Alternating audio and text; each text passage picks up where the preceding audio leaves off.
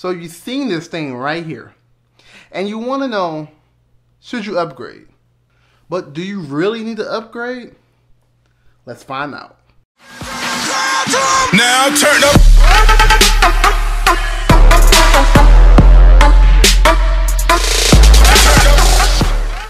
What's going on YouTube? It's your boy Hercaway here. And as you saw in the intro, you've been seeing a lot of tech lately with the 1080 Ti's and the new Vega's been released and these new Kaby Lake X, Skylake X, X299 motherboards, Ryzen, all of that. It's been released in a short amount of time.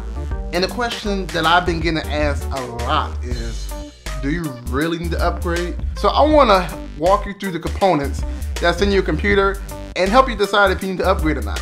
First things first, the heart of any computer is of course the CPU, Central Processing Unit. Of course, you've seen the new Ryzen 5 1600, 1700, the i7 7900X, and these all sound good. They have the higher core counts, clock speeds, more threads, yada yada yada. You hear all this stuff, and obviously in your mind you think more is better. However, if you already have a CPU that is performing well, then why upgrade?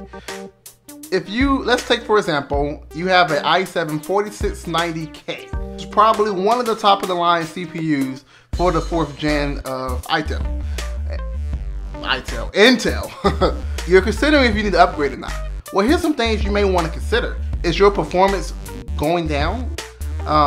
Is games becoming sluggish? Is your computer becoming sluggish? Have you tried reformatting your hard drive first? Have you tried to reinstall your software that you're having issues with? These things may be better than just straight up upgrading your hardware. Is anything else holding you back? What about RAM? What about your power supply? You know, because think about it. If you're going to upgrade your CPU, then that means you have to upgrade your motherboard. It also means you have to upgrade RAM as well. So it's a lot of upgrades going on. Just take care of one thing. So if your CPU is good, then don't upgrade it. Now, if you have something like a FX series or a chip from AMD, then it's probably time to upgrade. There's people who even have an i7 3770K, i7 3770K, tongue twister. Moving along to motherboard, just like I said about the CPU, if you're going to upgrade the motherboard, you gotta upgrade the CPU. You have to upgrade the RAM as well. So again, there's a lot of stuff going into this. When it comes to motherboard, unless you're looking for some RGB, a lot of SATA ports, USB 3.1 ports, some fast Ethernet cable ports, then you really don't need to go high end on a motherboard. You can get the low end version of a motherboard and still be okay. Now I know people are gonna put in the comments, but you need the motherboard with the most power phasers. And while that's true, not many people are going to overclock their CPUs because some people do feel uncomfortable, and also some people really don't need to overclock their CPUs, especially if it's just for gaming and they're happy with their performance. If you're going to get a new motherboard from Intel, go with a B250 or H1110, depending on if you're going Skylake or Kaby Lake. Now, if you do want to overclock, obviously you want a Z170 or a Z270, but if you're not planning on overclocking, you don't need that motherboard. And there's a misconception that I've seen that people think just because you're getting a unlocked Intel chip, you need to get a Z version of a motherboard, which isn't true. You can still use the unlocked chip on a non-Z motherboard, however, you just can't overclock. So if you want that extra 400 megahertz and that boost clock, then go for it and get a cheap motherboard. Don't get a Z motherboard if you're scared of overclocking and you're not going to overclock. Just know you do need to get a cooler as well. All right, RAM. Now, bare minimum RAM should be 8 gigabytes. If you have a pre-made computer and it has only 4 gigabytes, consider adding an additional 4 gigabytes of RAM.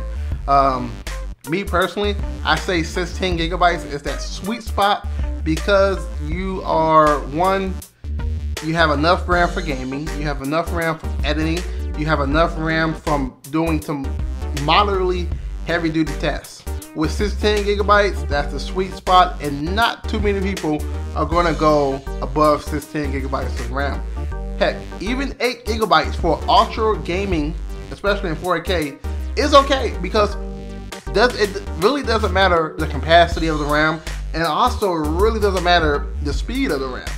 There's no need of buying a 3200 megahertz RAM kit when you're getting a B250 motherboard, because you can't overclock the RAM anyways, and it will be stuck on 2133 megahertz. Now you can do it on Ryzen with their B350s, but with the RAM and the Ryzen compatibility issues, I would kind of just stay at either 2133 or 2400, because you're not going to really see a great and significant performance increase, so just stick with the low end. The hard drive can play a role in the lack of performance in the computer, and I witnessed this many times. The hard drive was failing, computer kept crashing, you tried to install Windows but it kept crashing, and just by replacing the hard drive, I brought life back into the computer. And by doing that, it saved money. I didn't have to buy extra parts. It took only 2 minutes to replace the hard drive, and I pretty much got a brand new computer. So before you go out investing in all these new parts and the freaking CPU, RAM, motherboard, what have you, consider putting a new hard drive in. Hard drives are not that expensive. It's under 50 bucks for a 1 terabyte hard drive. Or if you want to go high speed, go ahead and get an SSD 250 for around $100. So by replacing the hard drive, you're putting life back into your computer. You're saving a whole bunch of money. So go for it. I know that was corny, wasn't it? I know. Alright, so what really matters about a gaming computer, as we all know, and I know you was waiting for it, the GPU. Alright. Now, this is kind of a tricky topic to really discuss, because the GPU is not what you need, but is what's best for you.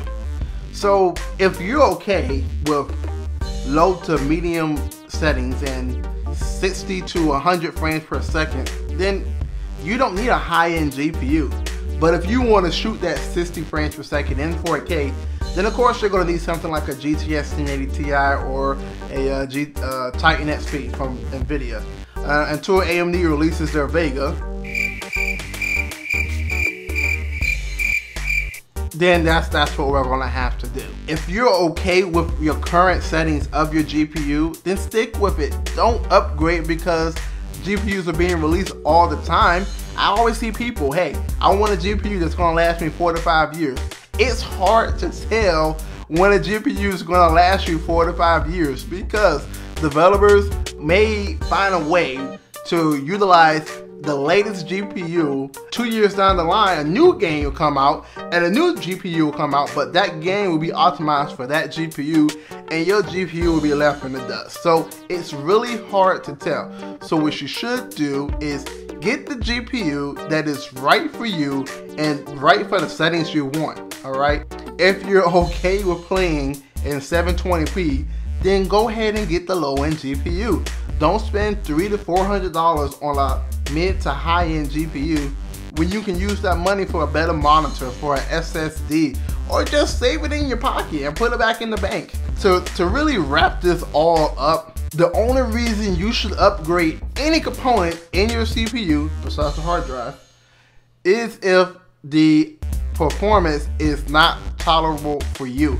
Just because you see someone else have a slightly better performance than you doesn't mean that you should upgrade, because not every computer is going to be the same.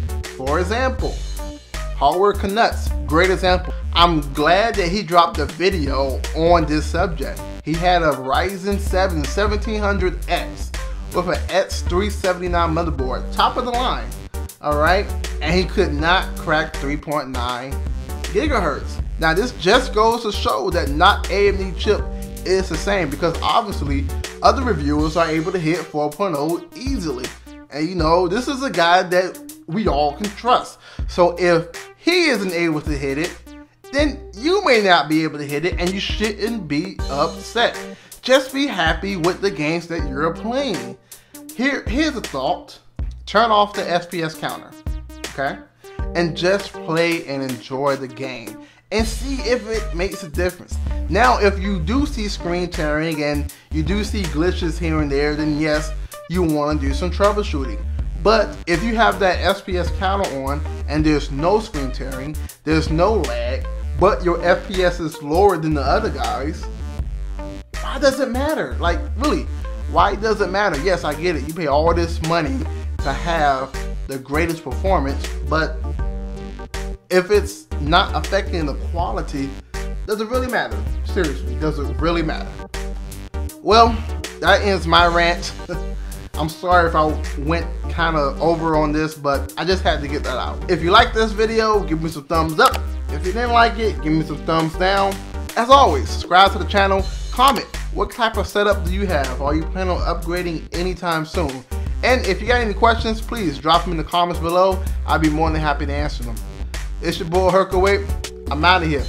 Peace. Don't touch mine.